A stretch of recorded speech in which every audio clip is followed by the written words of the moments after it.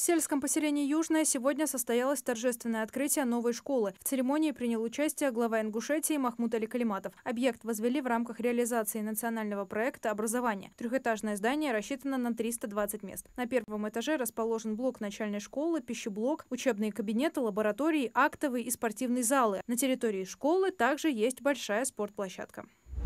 В июне на территории Назрановского лесничества филиалом Рослесозащита планируется инвентаризация фонда лесовосстановления на площади 50 гектаров. Она проводится в рамках реализации федерального проекта сохранения лесов. Основная цель инвентаризации – выявление земель, нуждающихся в лесовосстановлении, и определение способов восстановления лесов – естественного, искусственного или комбинированного. Сейчас специалисты филиала ведут подготовительные работы, собирая и анализируя необходимую информацию.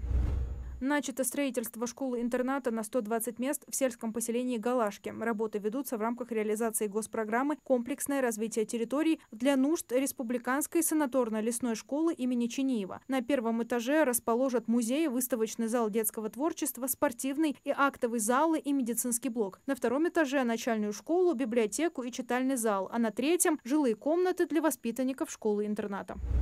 Экспертов, наставников, подготовивших победителей и призеров чемпионата профессионалы, а также чемпионата высоких технологий будут поощрять денежным вознаграждением. Размер премии наставников будет равен выплатам победителям или призерам. Это 300, 200 и 100 тысяч рублей за первое-третье места соответственно. Если наставник смог подготовить несколько призеров соревнований по профессиональному мастерству, то он получит одно вознаграждение, равное премии за самое высокое место, занятое его конкурсантом.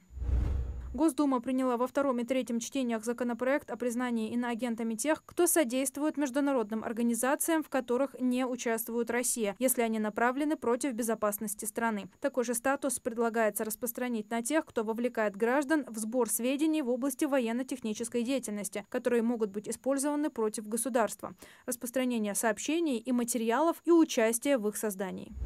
Владимир Путин подписал закон, запрещающий навязывать потребителям дополнительные услуги. Речь идет о случаях навязывания покупателям за отдельную плату, в частности, под угрозами непредоставления скидки, взыскания неустойки, дополнительных товаров и услуг. Также существует практика, когда организации при продаже авиа- или железнодорожных билетов онлайн заведомо проставляют в форме договора галочку о согласии потребителя на заключение договора добровольного страхования. А собственники квартир жалуются на попытки взимания с них платы за услуги, не относящиеся к услугам по содержанию и ремонту жилья и коммунальным услугам.